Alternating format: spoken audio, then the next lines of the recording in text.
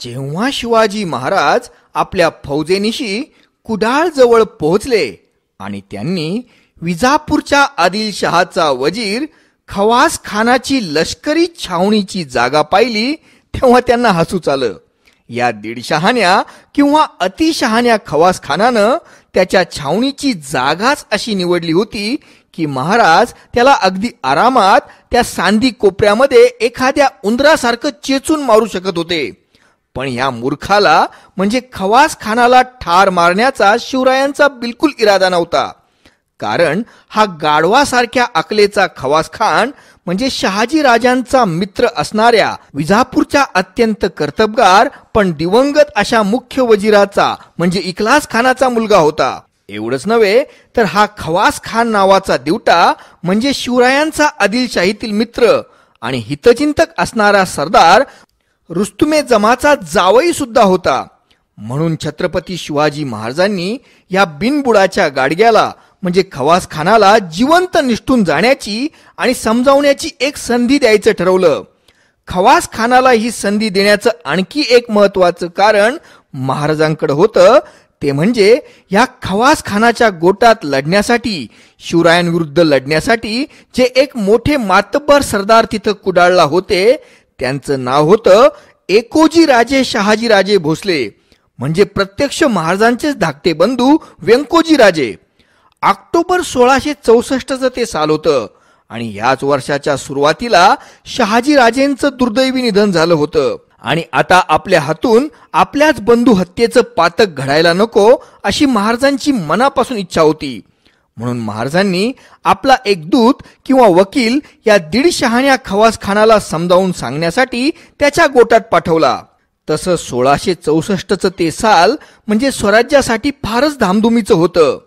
औरंगजेबानं मिर्झा राजा जयसिंगाला फार मोठी फौज घेऊन शिवरायांचा पुरता बंदोबस्त करण्यासाठी दख्खनकडे पाठवलं होतं. मिर्झा राजे जयसिंग दख्खनमध्ये दाखल होण्याच्या आतच कोकणामध्ये जोरदार मुसंडी मारून तिथलं स्वराज्य बळकट करण्याचा महाराजांचा इरादा होता. त्यामुळं महाराजांनी कोकण किनारपट्टीत आदिलशाहीचे भयंकर लचके तोडले होते.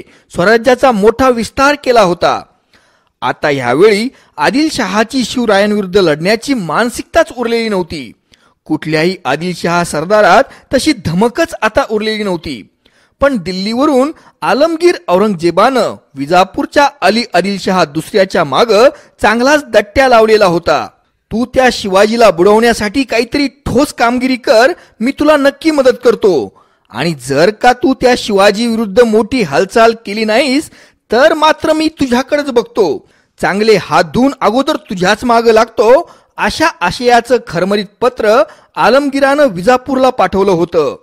दिल्लीपतीची ही धमकी पाहून आणि त्याची आपल्यावर खप्पा मर्जी होऊ नये, आपलाच कार्यक्रम लागू नये म्हणून अली आदिलशहा दुसऱ्यानं एक मोठीच गंमत केली होती. सप्टेंबर 1664च्या महिन्यात त्यानं विजापूरला एक मोठा दरबार भरवला होता आणि सोन्याच्या तबकात पैजेच्या विड्याची पानही मांडली होती. आणि अतिशय धीरगंभीर आवाजात हादरलेला आदिलशहा दुसरा म्हणाला होता, बोलो, है कोई इस दरबार के वजीरों में ऐसा बहादुर जवान जो शिवाजी के ऊपर दबाव डालकर आपके शमशीर का दिमाग बादशाह आलमगीर औरंगजेब को बता सके. आता मित्रांनो, शिवाजी राजांविरुद्ध जायचं म्हणजे आत्महत्याच करायची की त्याला कोण तयार होणार. पण मित्रांनो, या जगात मूर्खांनाही काही तोटा नाही. एक एरंडासारखं वाढलेलं आणि रताळ्यासारखं नको इतकं पोचलेलं ध्यान म्हणजे खवास खान पुढे आला. हा खवास खान स्वतःला प्रति अफजल खान समजायचा. नवे तो तर स्वतःला अफजल खानाचा बापच समजायचा. अफजल खानासारखंच प्रचंड ताकदवान आणि धिप्पाड शरीर याला लाभलेलं होतं. तलवारबाजीतही हा खवास खान प्रचंड पराक्रमी आणि निष्णात होता. फक्त अफजल खान आणि याच्यात एकच फरक असा होता की अफजल खानाचा मेंदू त्याच्या डोक्यात होता तर खवास खानाचा त्याच्या गुडघ्यात होता. आणि खवास खानानं पैजेचा विडा उचलला. शिवरायांना बुडवण्याची प्रतिज्ञा त्यानं करताच सगळ्या दरबारात खवास खानाचा एकमुखानं जय जयकार केला गेला. शिवरायांचे कट्टर विरोधक मुधोळचे बाजी घोरपडे, सावंतवाडीचे लखम सावंत भोसले, शिवरायांचे धाकटे बंधू एकोजी राजे, मातब्बर अनुभवी सरदार शाह हजरत, शाह सिद्दी सरवर आणि शेख मिरान हेही त्याच्या सोबत देण्यात आले. जवळपास 25,000 फौजेची तरतूद ह्या महत्वाकांक्षी मोहिमेकरता आदिलशाहीतर्फे करण्यात आली होती. या फौजेपैकी सुमारे 12,000 आदिलशाही फौज अगोदरच कोकणात सावंतवाडीला लखम सावंत भोसलेंकडे तैनात होती. 3,000 आदिलशाही फौज मुधोळला बाजी घोरपडेंकडे होती. सावंतवाडीकर लखम सावंत भोसले यांना आदिलशहानं असा आदेश पाठवला होता की कोकणात 10,000 फौज घेऊन खवास खान आल्यावर तुम्ही त्याला तुमच्या 12,000 फौजीनिशी सामील व्हा. तसंच मुधोळकर बाजी घोरपडेंनाही आदेश पाठवला गेला होता की तुम्ही तातडीनं खवास खानाला कुडाळजवळ जाऊन भेटा. उतावळा नवरा आणि गुडघ्याला बाशिंग ह्याप्रमाणे खवास खानाची आता अवस्था झाली होती. लढाईला तो फारच उत्सुक होता. पाण्याला पाहून रेड्यानं पळ सुटावं तसा तो मोठ्या उत्साहानं शिवरायांसोबत लढण्यासाठी कोकणाकडे धावला. ह्या उतावळ्या खवास खानानं शिवरायांविरुद्ध फारशी तयारी केलीच नव्हती. आपली तैनातीची फौज, सुभेदारीची फौज सगळं मागं ठेवून केवळ 10,000 फौजेनिशी तो कुडाळकडे पळाला. वास्तविकतः खवास खानाची अशी कल्पना होती की जर शिवाजी राजाला आपल्या मोहिमेची खबर आगाऊ लागली तर ते घाटाचे कोकणात उतरणारे सगळे रस्ते अडवून धरतील आणि त्यावेळी शिवाजी महाराज हे कोकणातल्या राजापूर प्रांतात होते. अगदी गडबडीनं आणि जोमानं खवास खान बेळगाव गडहिंग्लज रस्त्यानं आंबोली घाटाकडे पळाला. आंबोली घाट उतरून कुडाळ परिसरात तो एका अडचणीच्या जागी आपली छावणी टाकून निवांत बसला. सावंतवाडीचे लखम सावंत भोसले आणि मुधोळकर बाजी घोरपडेंची फौज आपल्या दिमतीला येण्याची तो वाट पाहत होता आणि इकडं अगोदरच स्वराज्याच्या गुप्तहेरांनी अगदी विजेच्या वेगानं सगळ्या खबरा महाराजांकडे पोहोचवलेल्या होत्या. आणि खवास खान ज्यावेळी आंबोली घाट उतरत होता त्याचवेळी महाराज मुधोळवरच जाऊन धडकले होते आणि त्यांनी बाजी घोरपडेंना साप बुडवलं होतं. मित्रांनो, मुधोळकर बाजी घोरपडे आणि शिवरायांच्या वंश परंपरागत वैराची कहाणी फार मोठी आहे, फार मनोरंजकही आहे. दुसऱ्या एका स्वतंत्र व्हिडिओत ती कहाणी मी तुम्हाला नंतर सविस्तर सांगेन. महाराजांनी मुधोळकर घोरपडेंना साप बुडवून बाजी घोरपडेंना कंठस्नान घातलं होतं आणि या बाबतीत खवास खानाला काहीही कल्पनाच नव्हती. ह्याच वेळी सरनौबत नेताजी पालकर आपल्या फौजेसोबत कुडाळ आणि सावंतवाडी यांच्या मधल्या प्रांतातल्या वाटा अडून उभे होते की जेणेकरून लखम सावंत भोसले हे खवास खानाच्या मदतीला येऊ शकणार नाही. आणि मग स्वतः शिवाजी महाराज मुधोळची मोहीम लगबगीनं आटोपून खवास खानाच्या 10,000 फौजेचा समाचार घेण्यासाठी लगबगीनं कुडाळकडे निघाले होते. त्यावेळी महाराजांकडे सुमारे 15 ते 18,000 फौज होती. महाराजांच्या या 18,000 फौजेमध्ये अत्यंत काटक अशा मनेवार, भिल्ल, गोंड, कोळी या सैनिकांचा विशेष रूपानं भरणा होता. यावेळी महाराजांनी 2 ते 3,000 बंदूकबाज सर्वात आघाडीवर ठेवले होते. आपल्या ठासणीच्या बंदुका सरसावून ते सगळ्यात पुढे चालत होते.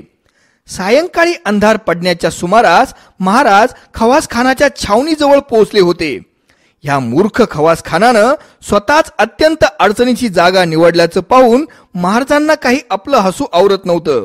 पण तरीही महाराजांनी त्याला एक संधी देण्यासाठी आपला वकील त्याच्याकडे पाठवला. आपल्या त्या अडचणीतल्या जागेतल्या आपल्या आलिशान तंबूत बसून मोठ्या मोठ्या लंब्या चवड्या बाता मारणाऱ्या खवास खानाकडे महाराजांचा वकील आला आणि त्यानं खवास खानाला महाराजांचा जो निरोप सांगितला तो असा होता: खवास खान, तू अशी जागा शोधली आहे की जी मृत्यूचं घर आहे.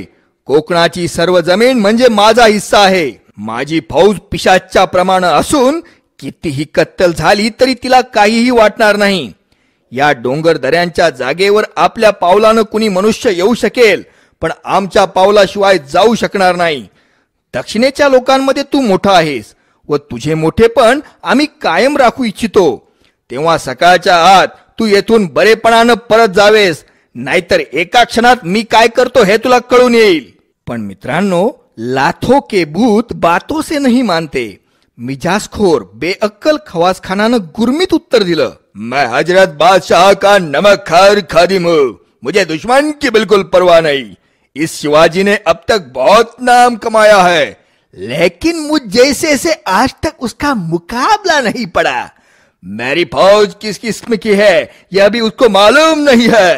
अब सिर्फ मैं एक ही बात कहता हूँ कि ख्वाहिश हो तो लड़ाई के लिए फौरन तैयार हो जाओ.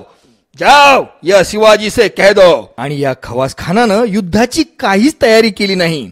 अंगावर उबदार दुलई घेऊन तो अगदी ढाराढूर झोपला. छत्रपती शिवाजी महाराजांनी दिलेला अतिशय गंभीर इशारा समजून न घेता तो इशारा म्हणजे केवळ पोकळ धमकी आहे असं त्या मूर्खाला वाटलं होतं. आणि मध्यरात्री अचानक त्याची झोपमोड झाली. कानठळ्या बसवणारे बंदुकीचे बार चारी बाजूने निनादत होते. त्याची पूर्ण छावणी त्याच्या सैनिकांच्या आरोळ्यांनी आणि किंकाळ्यांनी भरून गेली होती. झाडावरून पिकलेली फळं खाली पडावी तसे त्याचे सैनिक पडत होते. आता मात्र तो उठला आणि गांगरला, पण तरीही उसनं अवसान आणून त्यानं नेतृत्व स्वीकारलं आणि आपल्या फौजेला लढाईचे आदेश दिले. तुफान रणकंदन झालं. त्याच्या छावणीला चारही बाजूनं मावळ्यांनी घेरलं होतं. या गाढवानं स्वतःच अशी कोपऱ्याची अडचणीची जागा निवडली होती की त्याच्या फौजेला लढण्यासाठीही जागा नव्हती. आणि मग या अक्कलबाज खवास खानानं आपल्या फौजेच्या सगळ्या रावट्या आणि तंबू पाडण्याचा आदेश दिला आणि लढण्यासाठी जागा करायला सांगितलं. त्याचे पराक्रमी सरदार शेख मिरान, सिद्दी शाह सरवर, शाह हजरत हे अत्यंत अनुभवी आणि कडवे योद्धे होते. त्यांच्या नेतृत्वाखाली खवास खानाच्या फौजेनं मावळ्यांना फारच कडवी झुंज दिली. अगदी मध्यरात्रीपासून दिवस उजाडेपर्यंत मोठ्या शर्तीनं खवास खानाची फौज लढली. त्याची जवळपास 3/4 फौज गारद झाली होती. महाराजांचंही थोडं नुकसान झालंच होतं. त्याचे पराक्रमी सरदार शेख मिरान, सिद्दी शाह सरवर, अली शाह हजरत हे तिघही मारले गेले होते. जसा दिवस उजाडला तसं नेताजींची नव्या दमाची फौज दक्षिणेकडून तिथे येऊन धडकली. आणि मग मात्र खवास खानाचं सगळं अवसान गळालं. आपला जीव वाचून आपली कुत्र्यासारखी हातभर जीभ बाहेर काढून धापा टाकत तो विजापूरकडे सुसाट पळाला. मावळ्यांनी त्याचा फारसा पाठलाग काही केलाच नाही, पण तरीही खवास खान आणि त्याच्या सगळ्या फौजेच्या पाठींवर मावळ्यांनी दिलेल्या रट्ट्यांचे वळ उमटलेले होते.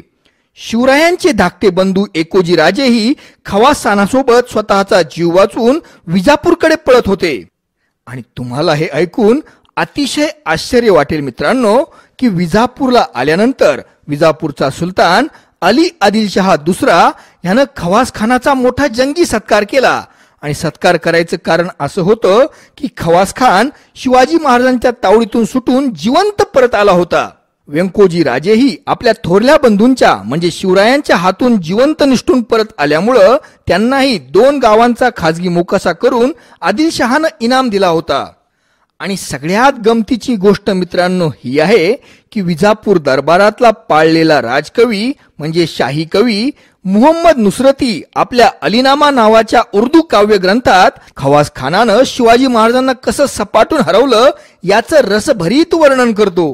तर या उलट जेदे शकावली, सभासद बखर, इंग्रजांचं एक पत्र, जिजाऊमा साहेबांना शिवरायांनी लिहिलेलं एक पत्र आणि डच रेकॉर्ड्स मात्र शिवरायांनी खवास खानाला कसं सनसनीत झोडपलं आणि खवास खान कसा पाठ दाखवून पळून गेला याचं वर्णन करतात. मित्रांनो, अशाच सुंदर सुंदर कहाण्या आणि किस्से ऐकण्यासाठी आपण माझ्या YouTube चॅनलला भेट द्या. आपल्या प्रोत्साहनाची मला गरज आहे. मला प्रोत्साहन देण्यासाठी आपण माझ्या YouTube चॅनलला सबस्क्राईब करा. माझ्या व्हिडिओला लाईक करा, कॉमेंट करा आणि शेअर सुद्धा करा. आपले खूप खूप धन्यवाद.